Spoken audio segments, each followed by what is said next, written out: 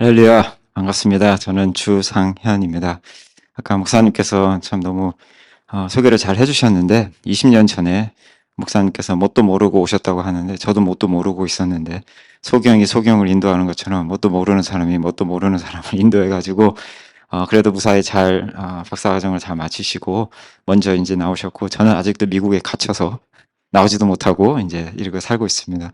목사님을 저는 이제 직접적으로 뵙는 거는 20년 만에 뵙는 거거든요. 근데 20년이 마치 20일처럼 느껴지는 것이 목사님은 하나도 안 변하셨어요.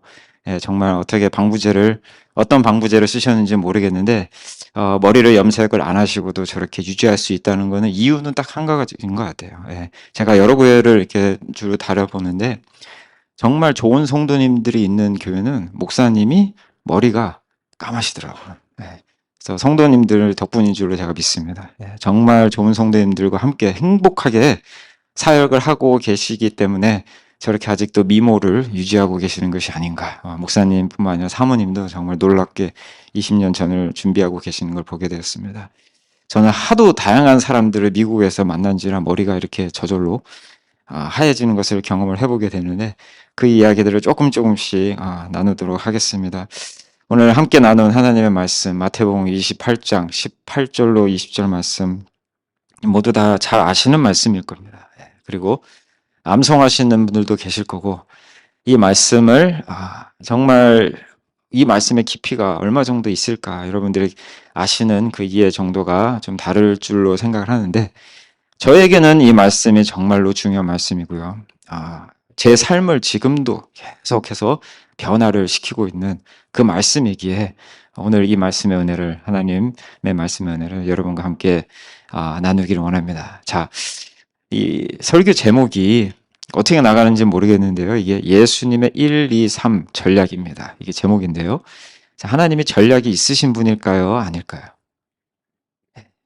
이렇게 질문할 때는 대부분 있으니까. 하나님이신 예수님, 당연히 전략이 있으신 분이죠. 그분의 뛰어난 전략 가운데 이 모든 세계의 만물을 주관하고 계시고 지금까지도 우리를 인도하고 계십니다. 이 성경을 가만히 보면은 은혜 충만한 하나님의 말씀인데 하나님의 놀라운 전략이 숨어 있습니다. 그래서 오늘 이 말씀에도 본문 말씀에도 그 전략이 숨어 있는데 1, 2, 3 이게 도대체 무슨 전략일까요? 첫 번째 1은 뭐냐면 한 가지의 명령입니다. 자, 그리고 2는 뭐냐면 두 가지 약속. 그리고 3은 세 가지 할 일입니다. 그래서 예수님의 1, 2, 3 전략은 한 가지 명령, 두 가지 약속, 그리고 세 가지 할 일. 이렇게 정리가 됩니다. 그래서 이 말씀을 통해서 우리가 한 예수님의 전략을 우리가 배우는 것으로 끝나는 것이 아니라 우리 삶 속에 이 전략을 적용을 해야 되겠죠. 예수님의 전략을 1, 2, 3 전략을 우리가 적용할 때 놀라운 하나님의 은혜를 지속적으로 경험할 줄로 믿습니다. 저도 그렇게 이제 경험을 하고 해왔고 또 경험을 하고 있습니다. 그래서 그 놀라운 전략의 비밀을 오늘 하나하나씩 좀 파헤쳐 보기를 원합니다. 첫 번째, 그러면 한 가지 명령이 무엇입니까? 여기서 한 가지 명령이라고 되어 있는데 이걸 보면 여러 가지 뭘 하라 이렇게 말씀이 되어 있지만 이 한국말 성경이나 영어 성경을 보시면은 잘 몰라요. 이게 한 가지 명령이 도대체 무엇일까? 자, 그런데 우리 조 목사님께서 보시는 헬라어 원전을 보시면 한 가지 명령이 딱 나옵니다. 여기서 명령어가 딱 하나거든요. 무엇일까요? 아시는 분들은 아시겠지만 바로 19절을 보시면은 그러므로 너희는 가서 모든 민족을 제자로 삼아라. 이것이 바로 한 가지 명령입니다. 명령어로 되어 있어요. 자, 그래서 뭐라고 나와 있습니까? 예수님께서 죽으시고 부활하시고 승천하시면서 마지막 유언처럼 그 제자들에게 또 우리에게 주시는 그 한 가지 명령 얼마나 중요하겠습니까? 제자를 삼으라는 거죠. 출석 교인으로 삼아라.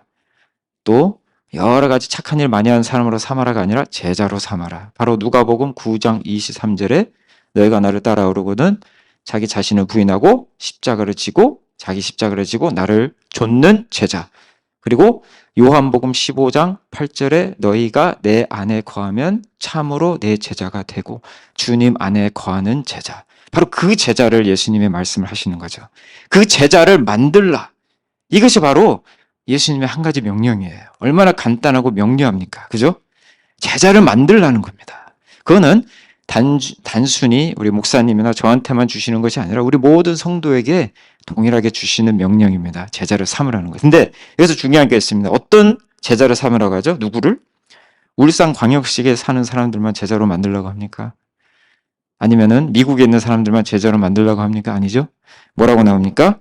19절에 모든 민족을 제자로 삼아. 그죠? 그래서 한국 민족뿐만 아니라 이 세상에 있는 온 세계에 있는 모든 민족을 제자로 삼아라 라고 이제 예수님께서 우리에게 한 가지 명령으로 주고 계세요. 제가 자란 집은 보통 집이 아닙니다. 왜냐하면 저희 아버지가 목사님이시고 저희 할아버지가 목사님이시고 그리고 저희 외할아버지가 목사님이시고 외삼촌이 목사님이시고 저희 삼촌이 목사님이시고 큰 삼촌, 작은 삼촌 또 이종 사촌, 육촌 목사님, 제가 잘 모르는 삼촌까지도 다 목사님이세요. 그래가지고 저희가 가족 모임을 하면은 우선 목회자 붕대성회가 됩니다. 그 정도로 저희 가족이 좀 유별난 거룩한 집안입니다. 그런데 이런 집에서 자라난 사람들이 얼마나 큰 축복이 있겠습니까, 하나님의? 하지만 또 한 가지 단점이 있습니다. 아주 큰 단점이 뭐냐면은 착각입니다. 내가 이런 집안에서 자랐기 때문에 나는 자연스럽게 믿는 사람, 크리스찬이고 나는 당연히 목사가 되는 거지라고 자연스럽게 생각을 합니다. 그러고 살았어요, 제가. 저희 집도 교회 안에 있었습니다. 사택이 우리 목사님 때. 그러니까 진짜 자다 깨다 일어나서 먹고 보고 하는 게 전부 다 교회예요. 교회 아니면 학교, 학교 아니면 교회. 이게 제 삶의 전무였습니다. 그러다 보니까 저는 당연히 목사가 되는 거고 3대째 목사가 되는 게 저의 그냥 당연한 길로 생각을 하고 그렇게 살아왔어요. 그런데 어느 날 영적으로 신통하신 분이 저를 찾아와서 저는 무슨 예언을 해주시는 줄 알았는데 이런 얘기를 하시더라고요. 저보고 복음을 아십니까? 주상현 형제? 그러는 거예요. 그 얘기를 듣는데 너무 기분이 나빠요. 아니 저 사람이 정말로 영적으로 신통한 사람이면 내가 누군지 알 텐데 신앙 4대째, 목사 3대째가 될 사람인데 복음을 아냐고 물어보는 게 이게 말이 안 되잖아요. 그죠? 당연히 알죠. 교회에서 자랐는데. 근데 이분이 볼 때마다 저한테 똑같은 질문을 하시는 거예요. 그래서 저는 계속 기분이 나빠요. 그래서 이 사람 신통하지 않구나. 만나지 말자. 그렇게 했어요. 근데 그때 이상하게 하나님께서 제 마음 가운데 놀라운 역사를 하기 시작하셨어요. 그때가 이제 제가 대학 졸업 후였거든요. 제가 결혼을 일찍 했습니다. 한국 나이로 24세. 그래서 애를 낳을 수가 있었던 것 같아요. 저희 아버지께서 저 몰래 70일 금식 기도를 하시고 제 지금 처를 위에 앉아 있는데요. 부흥 집회 가셔서 그냥 반주하시는 그걸 영적 영감을 가지고 뽑으셔가지고 저한테 그로라 하고 이렇게 주셨던 천데 그럼에도 불구하고 저는 이제 영적으로 완전히 메말라 있었고 아주 미성숙한 그런 상황이었습니다. 그런 상황에서 결혼하고 나서 뭔가 반듯한 직장이 있어야 되는데 제가 이게 하는 것마다 다 안 되는 거예요. 그래서 실업자로 있었습니다. 무직, 전문 용어로 하면 백수 생활을 했어요. 그러면서 제가 죄책감이 드는 거예요. 이래가지고 뭘 하겠는가. 근데 하나님 말씀을 이제 보기 시작하는 거예요. 그때 그 질문도 기분 나쁜 질문도 막 떠오르면서 되는 게 없는 게 마음속에 안정이 없는 거예요. 그래서 말씀을 읽으면서라도 안정을 찾자 해서 말씀을 읽는데 더 안정이 안 되는 거. 이상하게 하나님의 말씀이 창세기부터 요한계시록까지 제 마음을 막 찌르는데 자꾸 죄책감이 느껴지는 거. 이상하게. 너무 마음이 무거워서 하나님한테 기도하면서 주님 저를 용서해 주시옵소서 막 기도를 하는데 마음이 더 불편해지는 거. 이상하게. 그래서 제가 회개 기도를 얼마나 많이 했는지 몰라요. 하루에 세봤습니다. 70번을 하더라고요. 근데 그 삶을 2년을 지속을 했어요. 그러니까 정서적으로도 이게 좀 많이 힘들었습니다. 그런 상황에서 2000년도 9월이었는데 히브리서 말씀을 읽고 있었거든요. 근데 이 히브리서에는 예수님의 제사, 예수님의 희생 제사에 대해서 정말 자세하게 설명이 나와 있는데 10장 10절을 읽는데 거기가 무슨 내용이 나오냐면 예수님의 단번에 드린 제사가 나옵니다. 그 제사가 이 양과 염소의 그 피로는 단번에 씻겨지지가 않아요. 씻고 나서 또 씻어야 되고 또 씻어야 되고 또 씻어야 되고 매번 제사를 드려야 되는데 예수님의 제사는 완벽한 제사였던 거예요. 한 번에. 단번에 그 흘리신 피로 저희 죄를 씻어주실 거예요. 그 말씀이 저에게 마음에 억누르고 있었던 그 무거운 짐을 한순간에 다 벗겨버리게 하시는 거예요. 그때 제가 처음으로 깨달았어요. 복음의 능력을, 보혈의 능력을.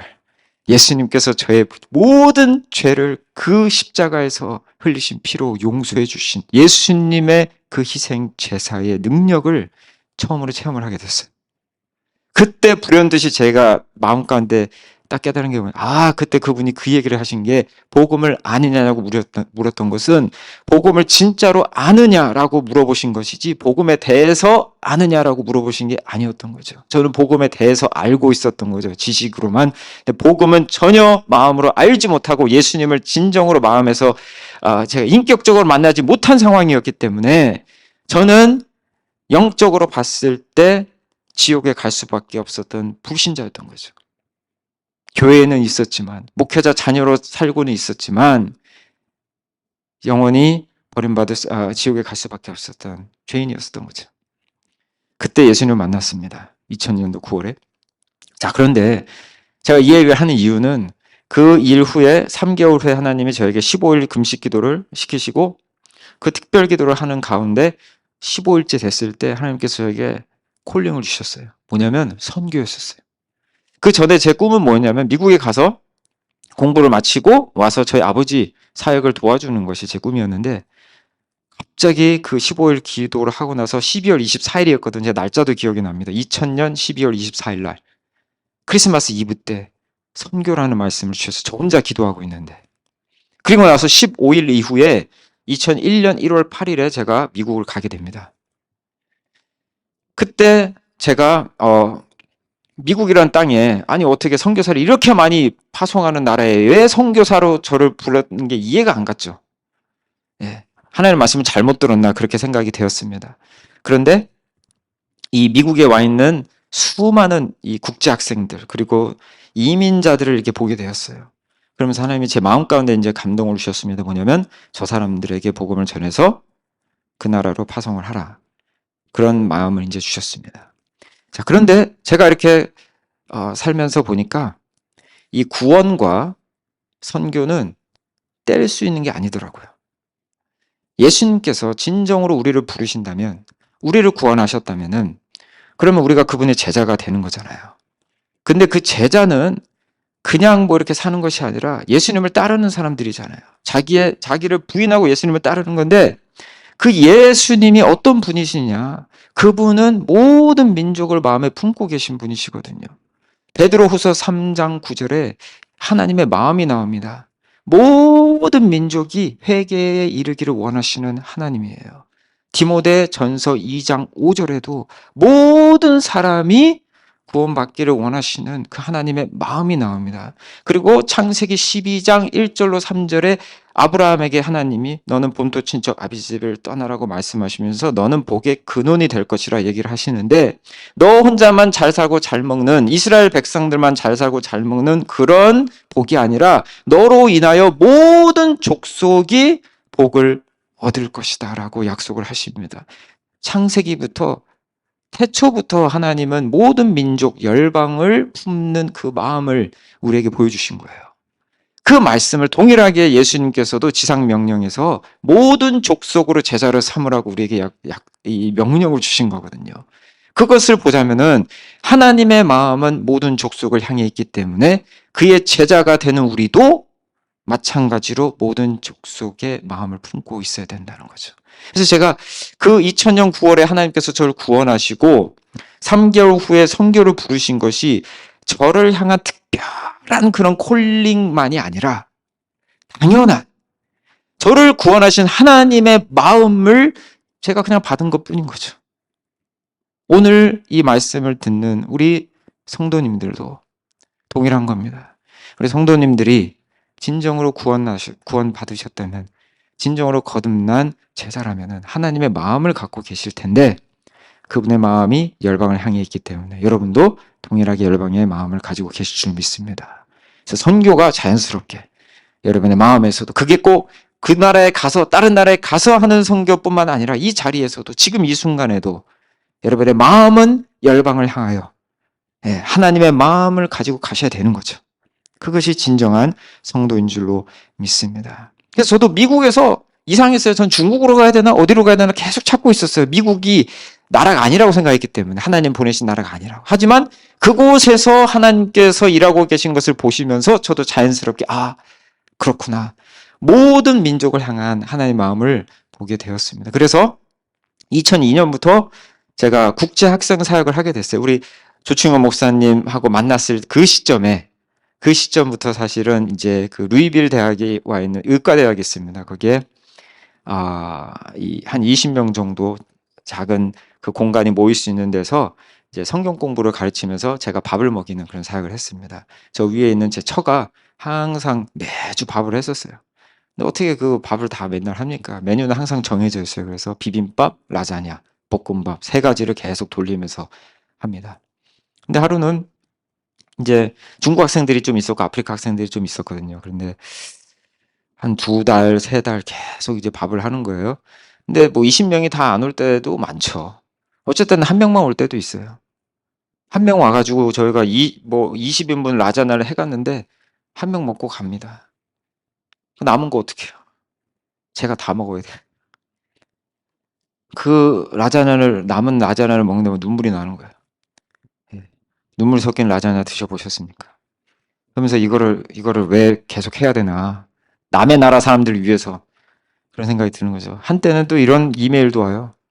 홍콩에서 어떤 학생이 저한테 이메일을 딱 짤막하게 보내더라고요. 영어로 leave the earth. 한국말로 하자면 지구를 떠나거라 이거예요. 지구를 떠나라고 진짜로 그렇게 했어요. 그 얘기인 즉슨 의역을 하다 보면 너 지금 죽어라 그 얘기거든요. 이 얘기를 들으면서까지 내가 왜 이 일을 해야 되나. 한국 사람들 대상으로 하는 것도 모자른데 왜 다른 나라 사람들 밥 먹이면서 이 사역을 해야 되느냐. 그러면서 상당히 고민을 많이 한 적도 있습니다. 지금도 저희가 사역하고 있는 곳이 노스캐롤라이나라는 곳인데요. 거기에 이제 유명한 듀크 대학이 있고요. NC 스테이트가 있고 UNC 채플에 마이클 조단이 나온 그 대학이 있는 대학가들이면서 인터넷 학생들이 많아요. 국제 학생들이. 그래서 저희 동네만 해도 한 3만 명이 됩니다. 그리고 외국인들까지 다 합치면 7만 명이 되고요. 그리고 총 아시안 인구가 30만 명이 됩니다. 저희 주에. 근데 저희 그 동네에 와 있는 이제 7만 명 정도의 이제 분들의 사역을 이제 하면서 이제 제가 한인교회에서 잠깐 사역을 한 적이 있었어요. 한 3년 정도. 근데 하나님의 이 부르심, 이 열방을 향한 부르심이 끊이지가 않는 거예요. 2008년부터 10년까지 그 한인교회에서 사역을 하다가 하나님께서 도저히 그 마음을 뿌리칠 수가 없어가지고 나와서 다민족 교회를 개척을 했어요. 2011년도에. 그래서 중국 학생 1명, 인도 학생 1명, 멕시코 목수 1명, 이렇게 3명을 데리고 교회를 개척해서 지금까지 이제 섬기고 있습니다. 지금은 다민족 교회예요. 그래서 지금은 난민들, 2014년부터 파키스탄 난민들이 오기 시작하면서 이 파키스탄 난민들이 다른 난민 가족들을 막 데려오기 시작하면서 뭐 콩고 출신들, 르완다 출신들, 그 다음에 뭐 베트남, 뭐 멍족, 그 다음에 남미, 그래서 5대양 5개주, 유럽 빼고, 그 곳에서 온 수많은 이 나라에서 온 사람들이 저희 구성원이 되어서 지금까지 이제 섬기고 있어요. 그래서 정말 너무 하나님 은혜 가운데 저를 구원하시고 저에게 선교 비전을 주셨던 그 하나님의 말씀대로 지금까지 인도를 하셔서 사역을 하고 있거든요. 근데 솔직히 너무 감사해요. 하나님 말씀을 이루시는 분이니까. 근데 저도 한국 사람인지라 한국 사람처럼 안 생겼지만 저도 한국 사람인지라 이 한국 사람들이 너무 그리운 거예요. 그래서 이번에 한국 방문을 이제 하고 있거든요. 그래서 4년 만에 코로나 때문에 이제 2년째는 못하고 와서 이제 하는데 이제 7월 19일 날 다시 이제 귀국을 합니다. 아니, 다시 돌아가요. 너무 가기 싫은 거예요. 군대 복귀하는 것처럼. 너무 가기 싫은 거예요. 진짜 막, 제발 이 날이 오지 않기를. 손꼽을. 가면은 또 막 영어로 막 또 해야 되고 이게 막 하나님한테, 하나님 저는 언제까지니까. 막 이제 그런 고민을 하죠. 그런데, 물론 당연히 한국 이 인들을 위한 사역이 필요하죠. 당연히 해야 되는 거죠. 하지만 저에게 주셨던 그 너무나도 분명한 그 선교의 비전이 있기 때문에 하나님께서 저를 붙들고 계속 인도하시는 것은 그거더라고요. 그래서 하기 싫어도 또 때로는 놓고 싶은 적이 한두 번이 아니지만 밥하는 것도 너무 힘들지만 지금까지 하나님께서 부어주신 그 비전이 있기 때문에 지금까지 하고 있는 것입니다. 근데 그것이 저뿐만이 아니에요. 여러분이 한국교회에 있다 할지라도 하나님께서 주신 여러분에게 주신 마음은 열방을 향할 마음이기 때문에 저 같은 사람을 위해서도 기도해 주시고 또 열방을 향하여 기도해 주시고 하나님께서 놀랍게 5대양 6대주에 행하고 계신 그 놀라운 이 구원의 역사, 성령의 역사를 위해서 불철주야 기도하시면서 하나님의 마음에 동참하시는 여러분 되시기를 주님의 이름으로 축원합니다. 모든 민족을 제자로 삼으라고 하는 분명한 명령, 그것이 바로 예수님께서 우리에게 각자 개인에게 주신 명령입니다. 자, 그런데 이 명령 가지고 우리가 이거 도대체 어떻게 해야 되나? 어떻게 시작을 해야 돼? 어디서부터 시작을 해야 될지 모르잖아요. 그래서 하나님께서 우리에게 친절하게 두 가지 약속을 주십니다. 두 가지 약속을 주세요. 자, 그 약속이 무엇인지 말씀을 통해서 한번 찾아보겠습니다. 샌드위치로 되어 있어요. 첫 번째 약속은 권세의 약속입니다. 그리고 두 번째 약속은 임재의 약속입니다. 하나님께서 우리에게 능력을 주시겠다고 약속하시고 하나님께서 우리와 함께 하시겠다고 약속을 주십니다. 18절 보시면 예수께서 나와 말씀하시되 하늘과 땅의 모든 권세를 내게 주셨으니 예수님께서 부활 승천하시면서 하신 말씀이죠. 땅의 권세뿐만 아니라 하늘의 권세까지도 내게 다 주셨다는 거예요. 그 권세죠. 자, 그리고 두 번째 말씀드린 임재의 약속 20절을 보시면 내가 너에게 분번 모든 것을 가르쳐 지키게 하라. 볼지어다 내가 세상 끝날까지 너희와 항상 함께 있으리라 하시니라. 임재의 약속을 예수님께서 우리에게 주고 계십니다. 권세와 임재의 약속. 자, 그런데 18절을 보시면은 예수님께 그 권세가 같다고 그러는데 나하고 무슨 상관입니까? 그죠? 근데 예수님이 이 권세를 당신 혼자서만 가지고 계시는 것이 아니라 우리에게 주시는 거예요. 마태복음 10장 1절을 보시면은 그 제자들에게 모든 귀신을 내어쫓는 권세와 능력을 주셨다고 그럽니다. 능력뿐만 아니라 권세까지 주셨다고 그래요. 그 다음에 사도행전 1장 8절의 유명한 말씀이죠. 오직 성령이 너에게 임하시면 너희가 능력, 권능을 받고, 그렇죠? 권세와 능력을 받고, 그게 그냥 말로만 끝나는 것이 아니라 사도행전 2장에 성령을 받잖아요. 사도행전 3장 6절에 베드로가 금과 내게 없으나 내가 있는 건 내게 주는 곧 나사렛 예수의 이름으로 걸어라 하니까 걷잖아요. 사도행전 19장 12절에 사도 바울이 자기가 메고 있었던 앞치마를 던져도 귀신이 쫓아가고 능력이 나타나는 놀라운 권세와 능력의 역사가 나타나고 있거든요. 사람들을 통해서. 그 마찬가지 역사가 우리를 통해서 교회를 통해서 여전히 일어나고 있는 것입니다. 그래서 예수님은 우리에게 권세를 약속하셨고 그 믿는 자에게 그 권세에 행할 능력을 주시는 거예요. 요한복음 14장 12절에 너희가 나를 믿으면 진실로 너희에게 이르노니 나를 믿는 자는 내가 하는 일을 그도 할 것이요 그보다 더 큰 일을 하리니 이는 내가 아버지께로 감이라. 성령을 부어주시면서 우리가 큰 능력을 행할 것을 얘기를 하시는 겁니다. 그래서 권세를 분명히 우리에게 약속하셨어요. 근데 그것뿐만이 아니죠. 예수님은 우리에게 임재를 약속하십니다. 세상 끝날까지 너희와 항상 함께 있으리라. 임재 약속이에요. 자, 그런데 이게 여기서만 나타나는 게 아니에요. 이게 성경의 하나의 패턴이라고 보시면 됩니다. 하나님이 모세를 처음 만나실 때 어떻게 합니까? 출애굽기 3장에 나오는데 출애굽기 3장 11절로 14절을 보면은 첫 대면이 나옵니다. 하나님과 모세의 대면. 그때 하나님이 나는 스스로 있는 자니라 라고 말씀을 하세요. 나는 가장 높은 유일한 가장 큰 권능과 능력의 하나님이라는 뜻이죠. 자, 그런데 3장 14절에 뭐라고 나오냐면 모세에게 내가 너와 항상 함께 하리라. 임재의 약속을 하세요. 그래서 권세와 이 임재의 약속이 구약에도 있었던 약속이 신약에도 동일하게 나타나고 있는 것을 보게 되며 근데 그것은 단지 모세만을 위한 것이 아니라 바로 오늘을 살아가고 있는 예수 그리스도의 제자로 살아가고 있는 우리에게도 동일하게 주신 예수님의 약속이라는 것을 우리가 보게 되는 것입니다. 예수님은 절대로 우리에게 명령만 딱 떨어뜨려 놓고 아무것도 안 주시고 그냥 우리 버려두시는 분이 아니라 우리에게 능력을 주시고 할 수 있는, 명령을 수행할 수 있는 권세를 주시고 또 하나님이 계속 함께 하신다는 거예요.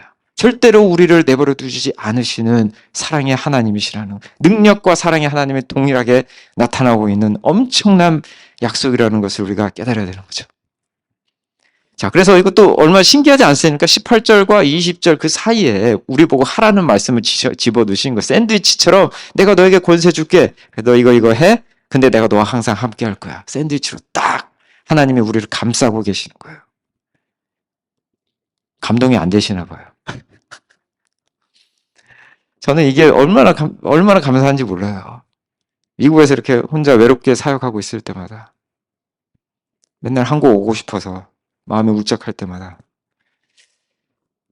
한국을 가나 어디를 가나 외로운 건 마찬가지죠, 사실. 하나님이 나와 함께 하신다는 이 말씀. 그리고 저는 나이가 더 늙어가면서 흰머리가 늘어가면서 거울 볼 때마다 이제는 밖에 나가는 것도 부끄럽구나 라고 생각이 들 때마다 하나님이 나에게 능력을 주신다는 것이 얼마나 큰 힘이 되는지 모릅니다.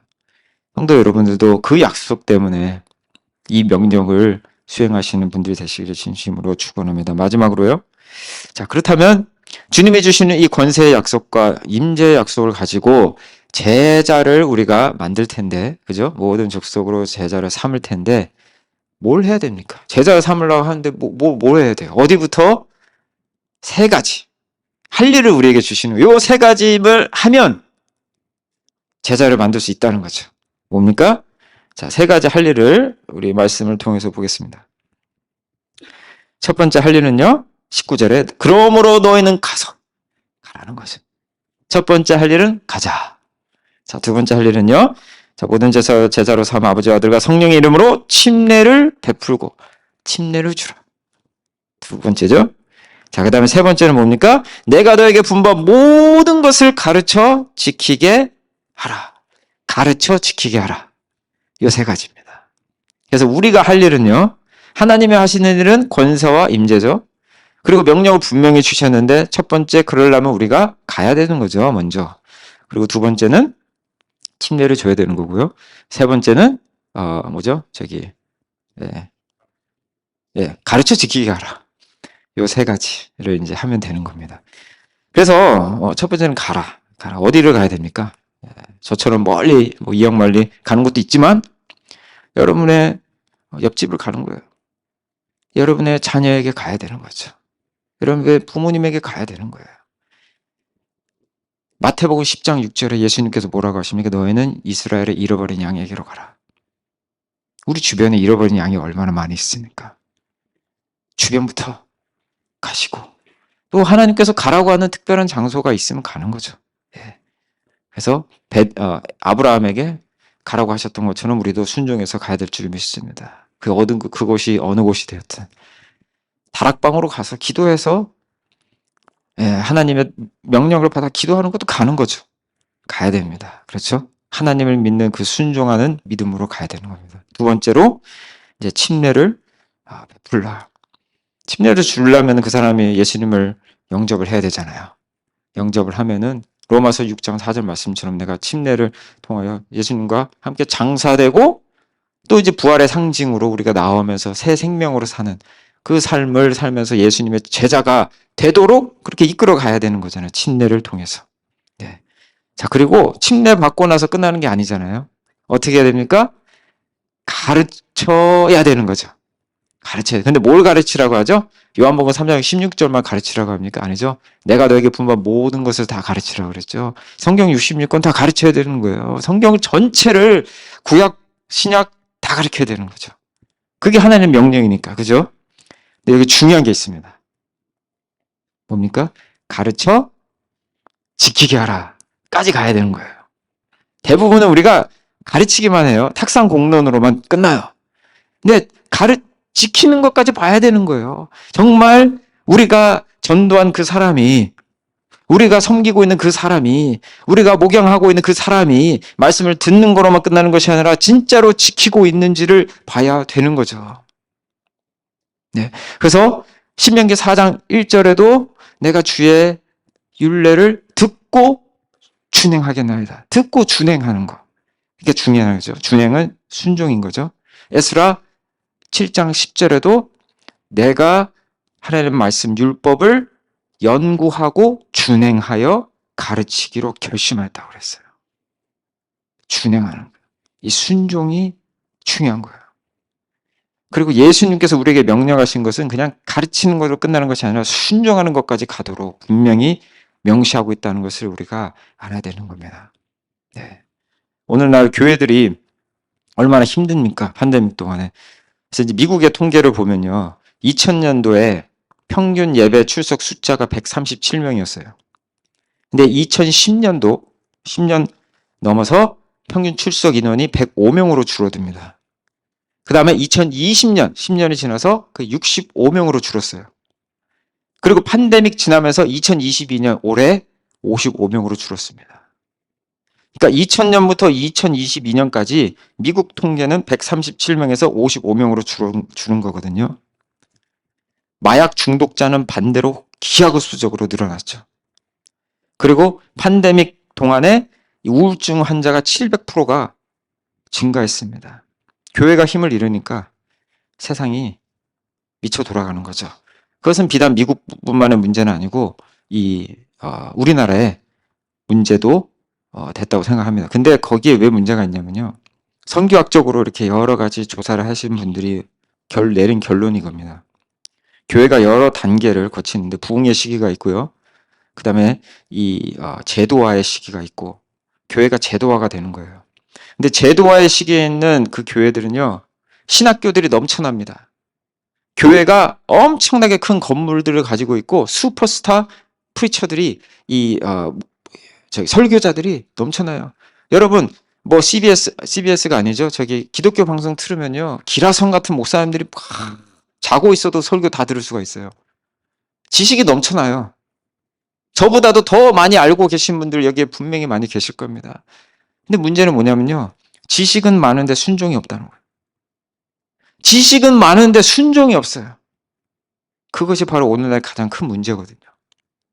예수님은 분명히 가르쳐 지키게 하라 그랬거든요. 근데 가르치기만 했기 때문에 그 큰 문제가 터지는 겁니다. 그래서 우리는 반드시 복음으로 돌아가야 돼요. 복음으로 돌아간다는 것은 그 말씀을 듣고 준행하는 겁니다. 그래서 하나님의 말씀을 준행할 수 있도록, 그것이 바로 우리가 할 일인 거죠. 세 가지 할 일, 아까 뭐라고 했죠? 가라, 침례주라, 가르쳐 지키게 하라. 그때에 비로소 그 제자 만드는 것, 모든 족속으로 제자를 삼으라는 그 제자 이 양육이 이루어지는 것, 그것이 하나님의 말씀에 순종하는 거죠. 근데 그게 우리 힘으로는 안 되는 거잖아요. 그래서 하나님의 권세로, 하나님의 임재로 우리가 할 수 있는 겁니다. 자, 마지막으로 제가 질문을 할게요. 자, 이렇게 예수님께서 우리에게 전략을 주셨습니다. 그죠? 예수님의 1, 2, 3 전략을 우리에게 분명히 주셨는데, 이것을 그러면 우리가 어떻게 됩니까? 전략만 배워가지고는 안 되겠죠. 이거를 우리가 실천을 해야 됩니다. 그 전략대로 따라야 되는 거죠. 전략대로 따를 때 우리에게 큰 은혜가 됩니다. 언제부터 따라야 됩니까? 내년부터요? 2023년부터? 아니면 크리스마스 때? 네, 오늘부터 해야죠. 왜냐하면 듣고 따르라고 했잖아요. 그죠? 지키라고 했잖아요. 분명 우리에게 주신 말씀인데. 2001년도 제가 미국에 왔습니다. 7월부터 유스 사역, 중고등부 사역을 한인교회에서 하게 됐어요. 한인 유스 중고등부가 12명이 있는데 한 명이 베트남 학생이었습니다. 그 베트남 학생이 온 이유는 단 한 가지. 자기 여자친구가 한국 사람이었기 때문에. 근데 이 친구는 불교 집안이었어요. 근데 왔어요. 제가 그걸 알고 그 친구 전도를 해야겠다. 근데 제가 나름대로 작전을 짰습니다. 이 친구가 농구를 좋아해서 이 친구가 먼저 친구가 돼야 되겠다. 농구를 해야 되겠구나. 그래서 예배 끝나고 나서 이 친구가 20분씩 매주 농구를 했습니다. 한두 달을 농구만 했어요. 이 친구로. 8월이 됐어요. 주중에 갑자기 전화가 와요. 기분이 안 좋습니다. 사고가 났다는 거예요.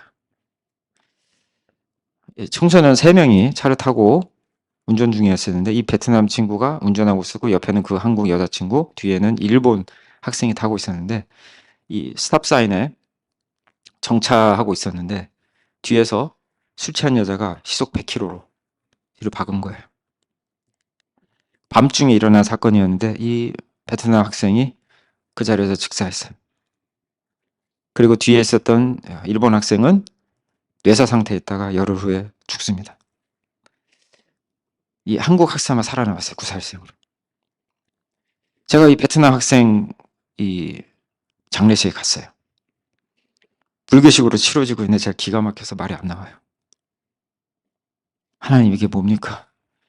기가 막혀서 화장하고 있는 그 모습을 보면서 정말 너무나 이 허망했었습니다. 그때 하나님이 제 마음 가운데 주신 음성이 있었어요. 두 가지 깨달음이었습니다. 첫 번째는 우리는 내일을 모른다는 거예요. 18살이었어요. 그리고 두 번째는 복음은 내일 전하는 게 아니라 오늘 전해야 된다는 거예요. 오늘. 지체하면 안 된다는 거죠. 20년이 흘렀습니다. 작년 2021년 8월이었어요.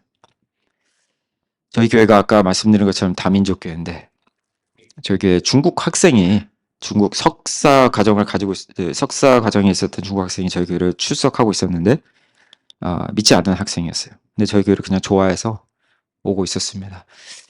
근데 이게 복음을 전하려는 시도가 몇 번 있었죠. 근데 뭐 자기는 관심도 없고 뭐 성경에는 관심도 없고 그냥 뭐 교재가 좋아서 온 거예요. 그래도 안 되겠다 싶어서 7월 말경이었는데요. 주일날 이제 예배를 끝나고 이제 제 처가 이 친구하고 복음을 전하려고 이제 시도를 하려고 했는데 뭐 교회가 바쁘잖아요. 주일날에 얼마나 바쁩니까? 뭐 이렇게 뭐 하다 보니까 기회를 놓쳤어요. 전도를 못했어요. 그 다음날 월요일에 전화가 와요. 또 밤에. 기분이 또 안 좋아요. 사고가 났대요. 이번에는 이 친구가 헬멧을 안 쓰고 밤에 자정쯤에 자전거를 타고 가다가 뺑소니 차에 치인 거예요. 그걸 어떻게 이제 그 응급실에 이제 실려갔죠. 무의식 중에 있다는 것을 전화를 받았습니다. 제가 또 기가 막혀가지고 말이 안 나왔죠. 근데 저절로 무릎이 꿇히더라고요. 하나님 제발 데려가지 마세요. 하나님 제발 데려가지 마세요. 제발. 얼마나 간절하게 울면서 기도했는지 몰라요. 그때 20년 전에 일이 생각이 나면서 제가 저희 교인들 다 불러서 기도하라고 그랬어요. 제발. 다 같이 기도하자. 하나님 이제 데려가지 마요. 그렇게 그 절규의 밤이 지나고 그 다음에 기적이 일어났어요. 그 다음날에. 전화가 딱 왔습니다. 코로나 기간이라 저희가 뭐 자주 이렇게 왕래할 수 있는 병원으로 그런 것이 아니었는데 의식이 돌아왔다는 거예요. 이 학생한테. 그때 제 처가 이제는 절대 내가 지체할 수 없다. 그러면서 가더라고요. 가서 이제 복음을 전했어요. 더 큰 기적이 일어났습니다. 가장 큰 기적. 이 친구 예수님을 영접했어요. 제가 무의식중이라 생각이 들어서 의심이 많은 제가 그래도 좀 더 확실하게 전도를 해야 될 것 같다. 무의식 중에 전도를 했으면은 이게 비몽사몽간에 받아들여질 수도 있기 때문에 이게 신빙성이 없다라고 생각을 해서 제가 그 다음날 가서 개인적으로 또 복음을 전했는데 이 친구가 분명히 예수님 영접했더라고요. 그리고 나서 이제 이 병원 이 몸에서도 정말 눈에 띄게 이 몸이 치유가 되는 거를 의사 선생님들을 보게 된 거예요. 너무나 신기하게 몸이 빠르게 회복이 되는 거예요, 친구가. 의식이 완전히 돌아오게 되고 뼈가 하나도 안 부러졌어요. 그래서 이 응급실에서 열흘 정도 있다가 병원에서 한 4, 5일 정도 있고 2주를 거기서 회복을 하면서 이제 나왔어요. 그리고 나서 2주 있다가 저희 교회에서 침례를 받고 다시 중국으로 갔습니다. 그래서 지금도 비대면으로 저희 교회에 계속 참여를 하고 있어요. 얼마나 감사한지 몰라요. 그때 하나님께서 저에게 주셨던 그 말씀, 우리는 내일을 모른다는 거예요. 그리고 복음은 내일이 아니라 오늘 전해야 된다는 거예요. 그 말씀을 다시 한번 상기시키시면서 주님께서 우리에게 주신 이 1, 2, 3 전략은 그냥 저기 뭐 현수막처럼 걸어놓는 거가 아니라 지금 우리 마음에 새겨서 오늘부터 해야 되는 것임을 분명히 우리에게 깨달음을 주셨습니다. 미국에서 한국 나올 때도 제가 샌프란을 잠깐 여행차 들렸는데 그 샌프란에서 호텔에 머물고 있었는데요. 호텔 아주머니가 78세였었습니다. 제가 물어봤어요. 어떻게 기도해 드릴까요? 그랬더니 자기는 가지고 싶은 거 다 가졌대요. 샌프란은 부자 동네거든요. 이분이 네팔 분이시면 네팔. 제가 기도 좀 뭐 드릴까요? 그랬더니 죽고 싶대요. 다 가져갔으니까. 근데 천국 가고 싶대요. 천국 가는 방법을 알고 있냐? 그때 힌두래요, 자기는. 착한 일 하면 되는 거 아니냐고. 제가 천국 가는 확실한 방법을 가르쳐 드릴 텐데 듣고 싶냐고. 듣고 싶다고 그러더라고요. 복음을 다 전했어요. 예수님이 영접했어요. 그 네팔 분이.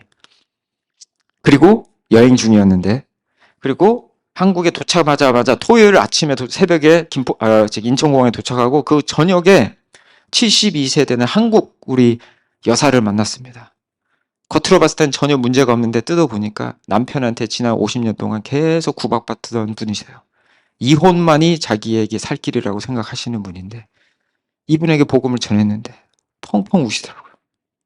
하나님의 마음을 그분에게, 하나님이 기다리고 계시는 그 마음을 전했는데 예수 그리스도의 복음을 전할 때 펑펑 우시는 거예요. 이분도 예수님 영접했어요. 시차 때문에 저는 죽을 지경이었는데, 우리에게 때와 장소를 가리지 않고 믿지 않는 사람들은 분명히 있다라는 것. 하지만 때와 장소를 가리지 않고 하나님께서 우리와 함께 하신다는 것. 그리고 디모데후서 4장 2절에 너희는 때를 얻든지 못 얻든지 복음을 전하라고 하신 그 말씀대로 우리가 살아야 되는 것임을 다시 한번 깨닫기를 원합니다. 예수님의 1, 2, 3 전략은 지금 당장 오늘부터 힘들지라도, 이해가 안 갈지라도, 저처럼 여행 중일지라도, 시차 때문에 피곤할지라도, 집안에서 뭐가 문제가 있어서 머리가 복잡할 때라도 우리 옆에 있는 잃어버린 영혼이 있다면은 너희는 이스라엘의 잃어버린 양에게로 가라고 하셨던 그 예수님의 말씀처럼 예수님의 1, 2, 3 전략을 기억하시고 그 전략대로 믿음으로 그분에게 복음을 전하실 때에 예수 그리스도의 권세를 경험하고 예수님의 임재를 그 자리에서 체험할 수 있는 놀라운 은혜를 경험하시기를 주님으로 축원합니다. 저는 지금도 이 복음을 계속 전하면서 지금도 오면서 하여간 기회가 되면 저는 그런 사람이 아니거든요. 엄청나게 내성적인 사람이에요. MBTI도 INTJ입니다. 절대로 돌아다니면서 말을 걸 스타일이 아니에요. 저는 누가 걸어줄 때까지 기다리는 사람인데 이런 사람조차도 복음을 전한다면은 여러분 누구나 할 수 있는 거죠. 왜냐? 예수님께서 우리에게 1, 2, 3 전략을 주셨기 때문에. 그래서 저와 여러분, 저는 김기동 집사 같은 목사님 같은 분도 아니지만 이 말씀을 하고 있는 이유는 1, 2, 3 전략이 있기 때문에. 저와 여러분, 예수님의 1, 2, 3 전략을 가지고 순종하면서 매일매일 하나님의 능력과 임재를 체험하는 귀한 축복을 누리시는 저와 여러분 되시길 주님의 이름으로 축원합니다. 함께 기도하겠습니다. 하나님 아버지 감사합니다. 우리에게 1, 2, 3 전략을 주시니 감사합니다. 주님이 전략을 그냥 머리로 듣는 것으로 끝나지 않게 하시고 이 전략을 우리 삶 속에서 아버지 순종하면서 나갈 때에 주님의 놀라운 능력과 사랑의 임재를 매일매일 체험하는 우리가 될 수 있도록 주님께서 축복하시고 인도하여 주시옵소서. 감사드리며 예수 그리스도의 이름으로 기도드렸습니다. 아멘.